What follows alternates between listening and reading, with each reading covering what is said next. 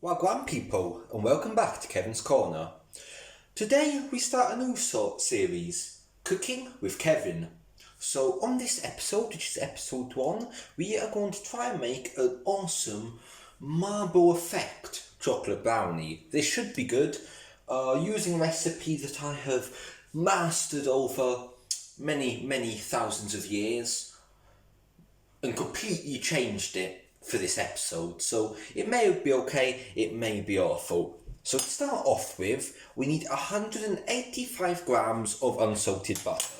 Here I have 250 grams, and here I have some scary things. So I'm sure without too much difficulty we can move that out of the way. I can get some butter. The butter is going to act, I don't know why we're putting butter in, but I'm sure it's important or it wouldn't be on the recipe. Go on, there you go.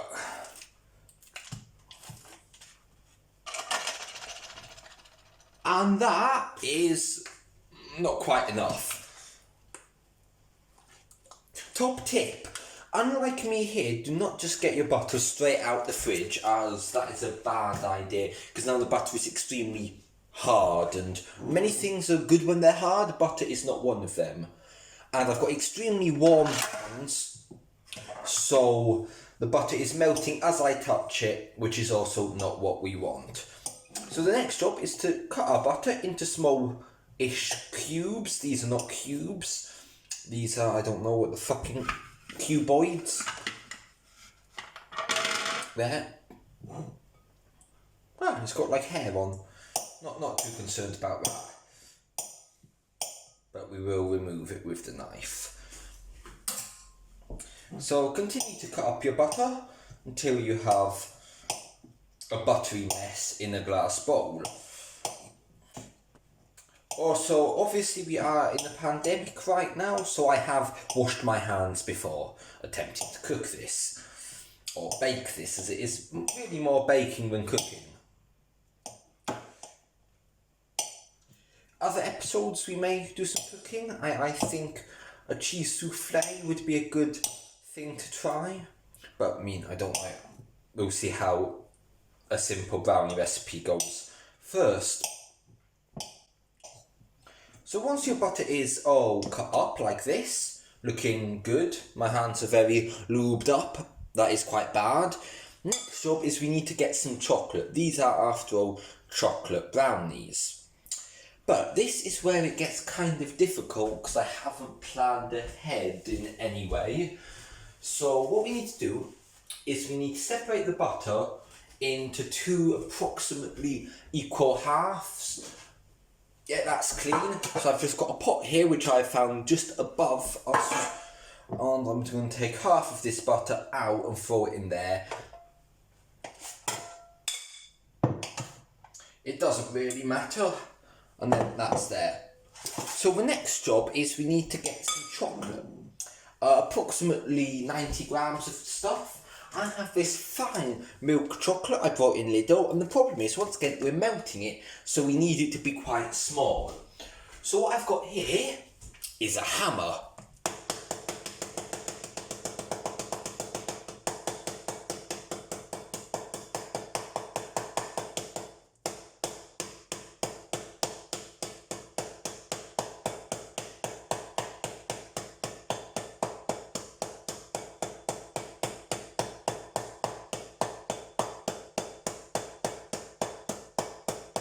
Not leaving any... Nah, not leaving any back, that's fine.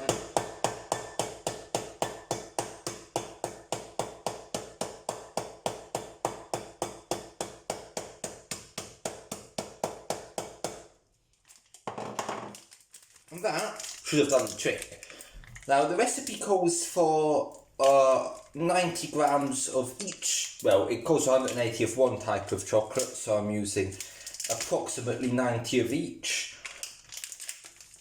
And the hammer has done its job immaculately in getting me small bits of chocolate.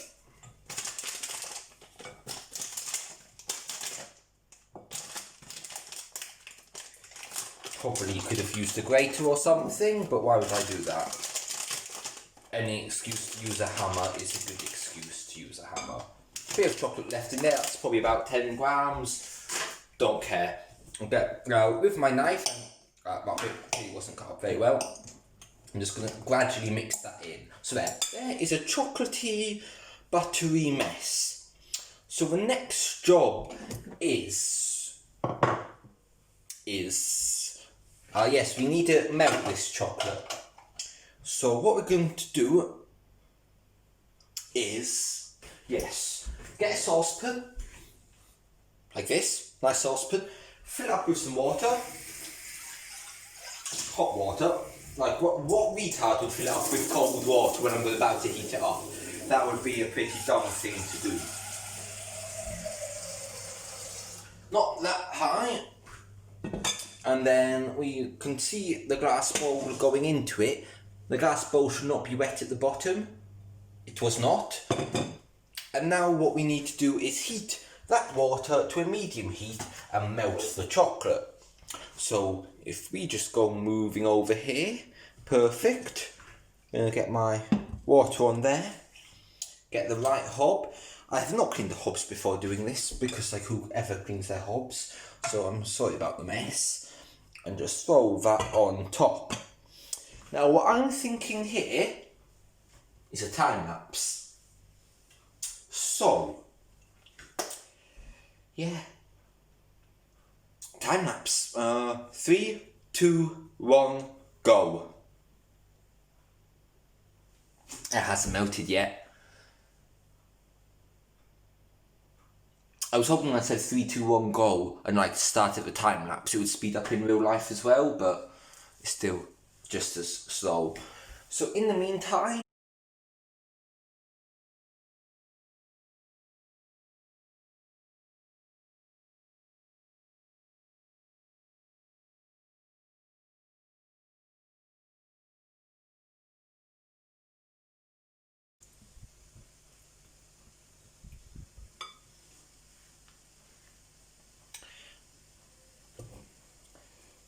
as you can see, that is melting quite well. So now we're going to do a similar thing with some white chocolate. This is to create the marble effect that I was talking about earlier. So once again, I have my hammer and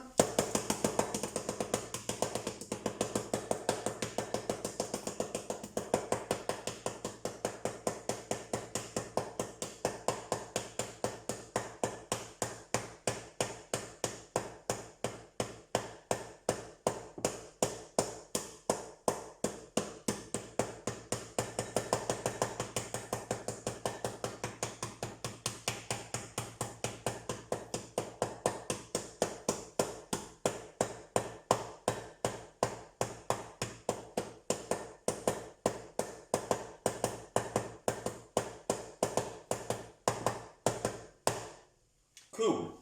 White chocolate is suitably smashed. And now we're going to use the rest of the white chocolate and place it in this bowl. I have so many bowls, almost too many. Throw it in there. Get my chocolate, which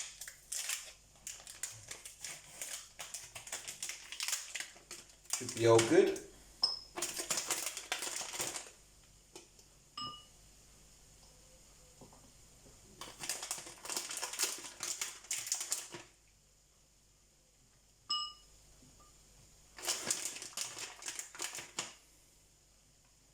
And for this, we're going to microwave it for 2 minutes.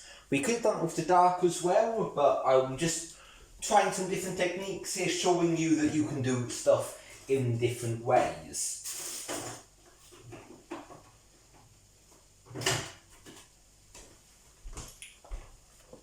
So just 2 minutes in the microwave, possibly put in a few shots, and we'll start with 1 minute, give it a quick stir, see what's happening. In the meantime, I don't know what that was.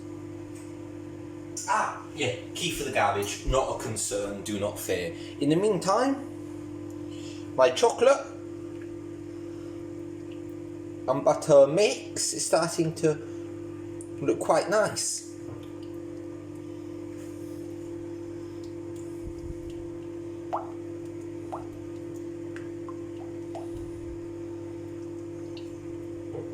Make sure you're scraping the sides to get all of it in.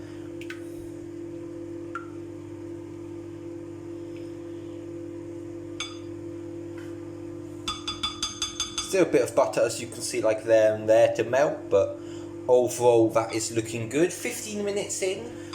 So if you're watching Jamie Oliver's 15-minute meals, you could have cooked an entire roast dinner in this time.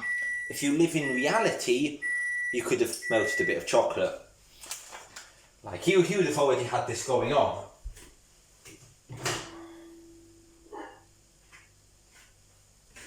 So after 1 minute in the microwave, that is what the white chocolate looks like. I'm going to give that a quick stir.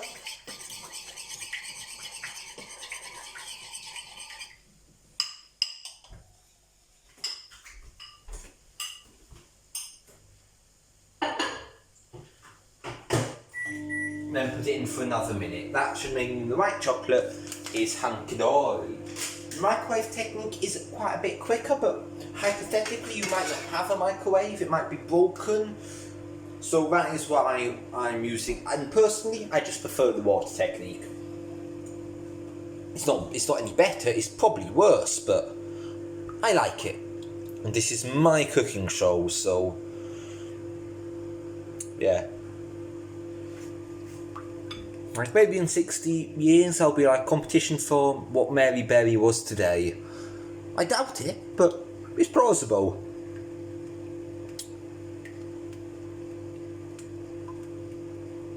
Okay. So that's good. Next we're going to need an area for these to cool to room temperature, so I'll be back in a sec.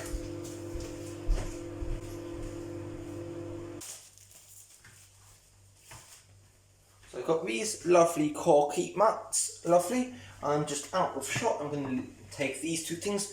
Probably the bowl is going to be hot, so I'm going to want to grab it with something. This is an issue. Don't worry, I found this wet tea towel in the...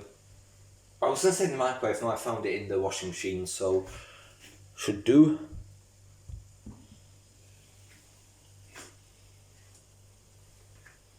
So yeah, these are just going to chill here, and the key is to let them cool to room temperature. Very important.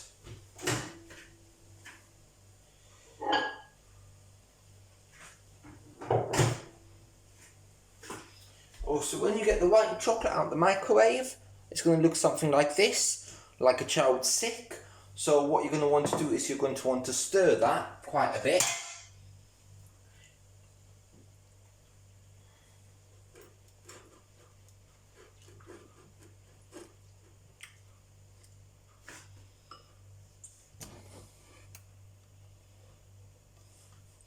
Until you actually get something which looks okay. That should be fine.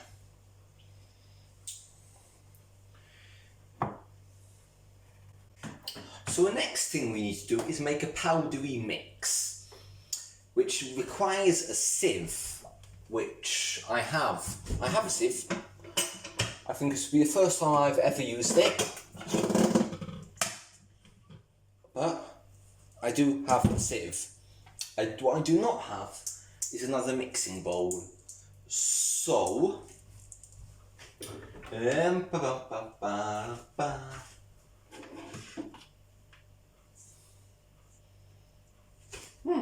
I've got this weird football thing here.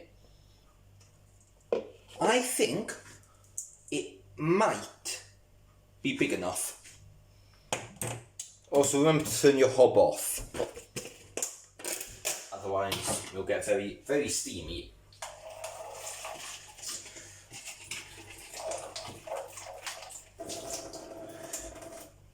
So you see, what I should have done is use the microwave bowl to do the other chocolate, and then I wouldn't be in this situation, but I am in this situation, and it's a bad situation to be in.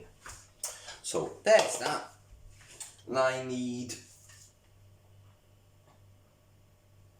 85 grams of plain flour, which is here. That's more, that's 1.5 kilograms. Luckily, I have my scales.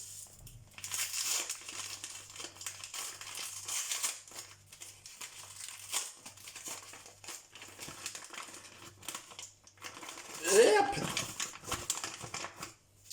And I need 80 grams. Very easy to do. 80 grams is not a lot, surprisingly. Then get your sieve. Throw that in your sieve. And get a spoon. Normally you could sieve better than this, but because I'm using a ridiculously small bowl, this is all what you can do. There, so you've got sieved flour, and next you need 40 grams of cocoa powder. Unfortunately, Lidl did not have any cocoa powder in, so I've got some instant hot chocolate, which I think is going to do a trick just as well. Of course, it's a Lidl item, so it's impossible to get into. So, but luckily, my hammer has tools. That worked. So now I need 40 grams of hot chocolate, cocoa powder, but cocoa powder substitute.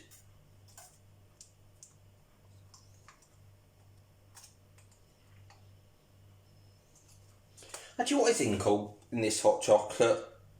A lot. Fat reduced cocoa powder. Maybe this is actually healthy. I don't know. Anyway, get your cocoa powder once again through the sieve. Everything which you cook with always has to go through a sieve. Very important.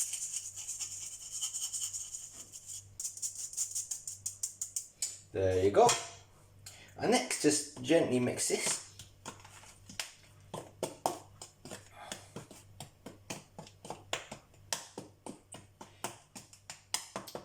And there, that is the powder section of today's cooking sorted out. So,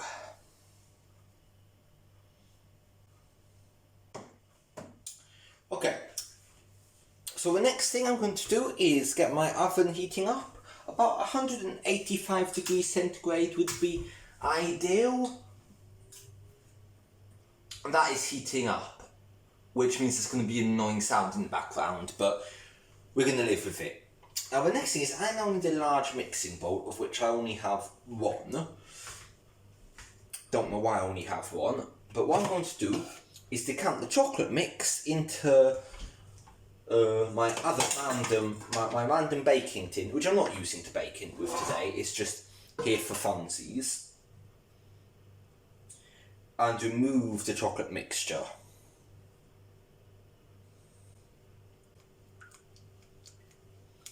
Just stirring it in a bit.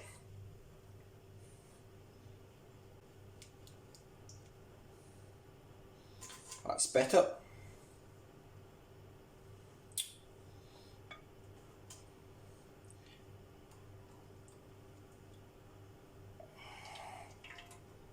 Make sure you get all this lovely chocolate out using the spatula thingy-majiggy.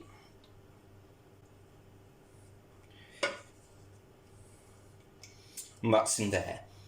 And it's just going to continue its same cooling journey in there, not a concern. Now I'm going to wash up my mixing bowl.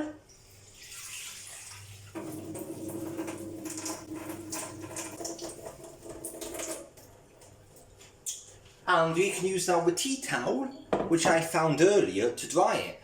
It was convenient finding this tea towel lying around. FYI, I haven't actually used this kitchen in a week.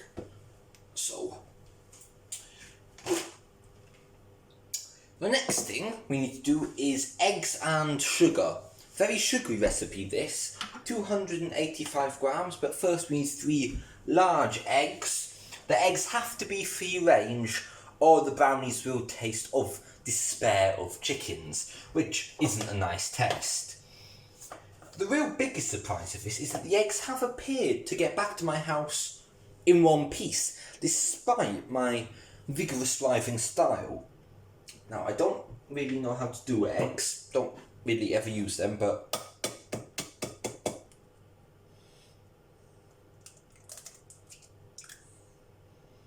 that was actually one. We've got one successful, let's see. Now, I used to be told by my grandmother that you should always crack eggs into separate containers before putting them together.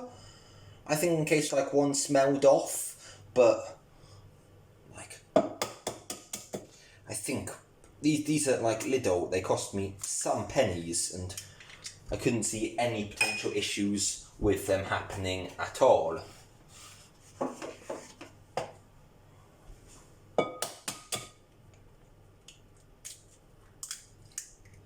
So after that great success, which even I am astounded by, I'm going to quickly rinse off my hands. Not for 20 seconds because, I don't know, can eggs have coronavirus? Probably, I don't know. Somebody touched them who had coronavirus. Okay, maybe I'm going to die now, but that is not the plan. Next, we need 285 grams of castor sugar. The recipe which I normally follow wants some posh sugar, but this cost a few pence from Lidl, so I'm going to go with this, and about 200 grams of stuff.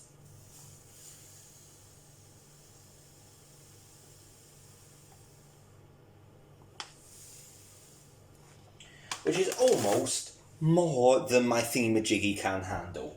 Anyway, there's not really much point in sieving sugar, but I always like to do it just in case there are any large lumps. And I appear to have got a bit more of the chocolate powder out, which is always good. So the recipe then suggests I use an electric whisk, but I don't have an electric whisk. But luckily I have massive arms and a hand whisk. So, let's go.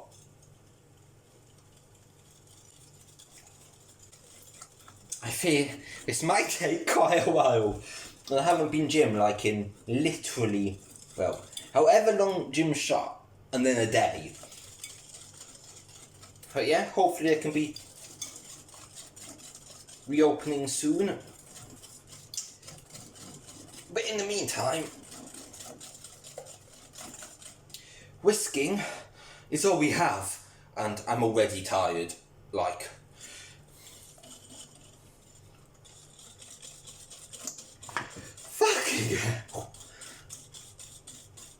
The good news is this may actually get rid of the thousands of calories in these brownies.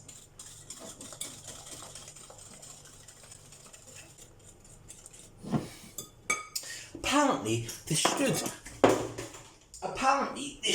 that's fine, my floor's clean, apparently this should look fluffy. I think that might take a while. So the next job is to start inserting the chocolate mixture into this, traditionally. And that is what we're going to do now. So, where's my nice mousse? Now we're going to very carefully add in our chocolate mixes.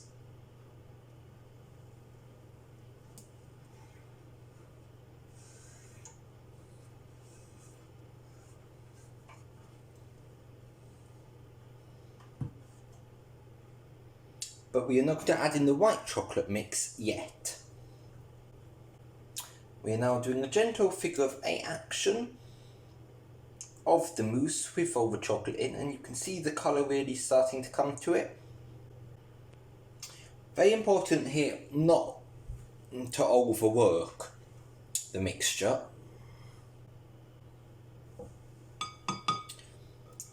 Finally, for now, we want to add the cocoa powder mixture.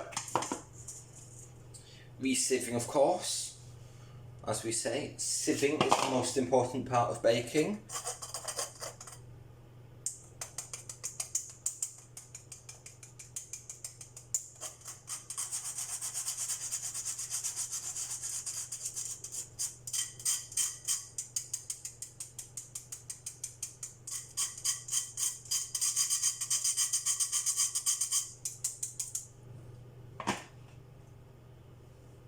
Now, same with the figure of 8.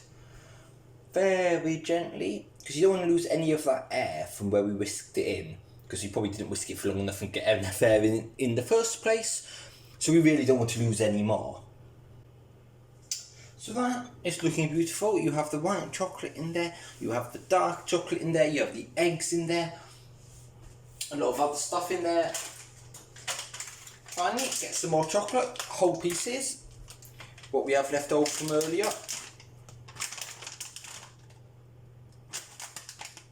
You know, the bits we hammered.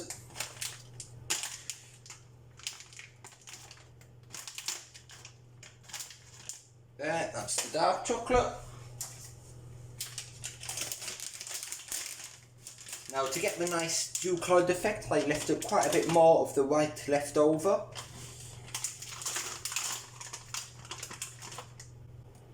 And then we're going to fold this in very gently indeed. Very nice, very nice, very nice. Next,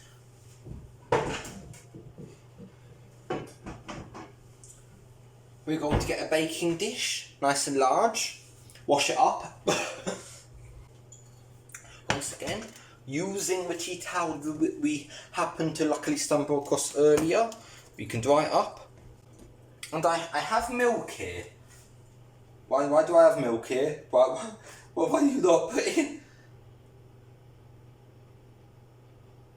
I don't know why the recipe doesn't need milk. I just had milk sitting here from earlier. Tea? Nah, I'll make tea later. We're almost done. We can wait for the tea. Then, if we move you here, we have a glass tray. And with this, we're just going to add our moussey mixture. And then we have that there, looking very nice. Yeah. And now we have our preheated oven, of which I forgot to take a tray out, so time to properly burn myself. Ideally not burn myself, because burning myself would be painful.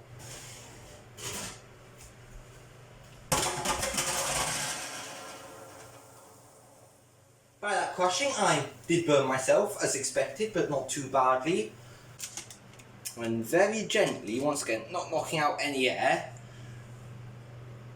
I'm going to put our mixture in. And gently shut the oven door. And then wait. So I'm going to see you cool kids in about 25 minutes. Wagwan, and welcome back. So the brownies have been in the oven for 25 minutes. And now it is finally time to get them out and have a look at what we have made. Well, I was trying not to burn myself again.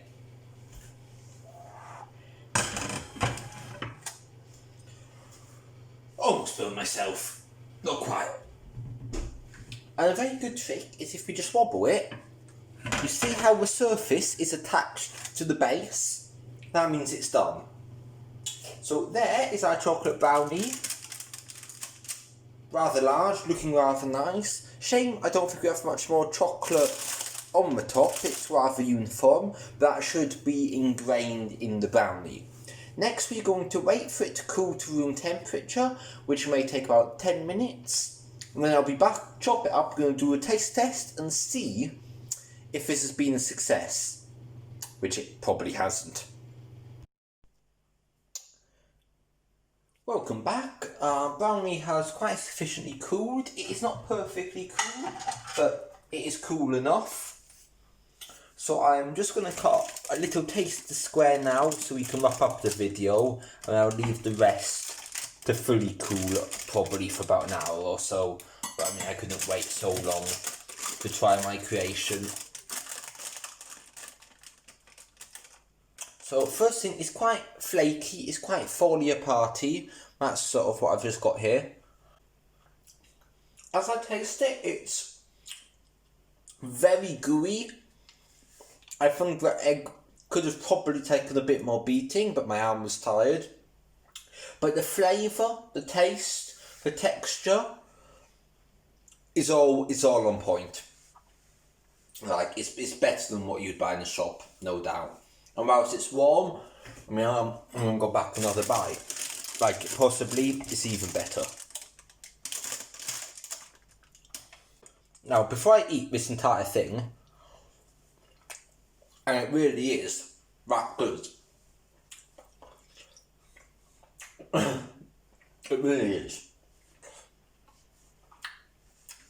I'm going to finish this video now. Thank you so much for watching if you're still here. And I hope you like it. If you have liked it, put a like on the video. Subscribe to the channel if you're not already. If this video does somewhat well, and by somewhat well I mean like 20 views, I'll probably make another Cooking with Kev episode. So thank you, hope you're all well, stay safe, and I'll see you in the next video. Bye bye.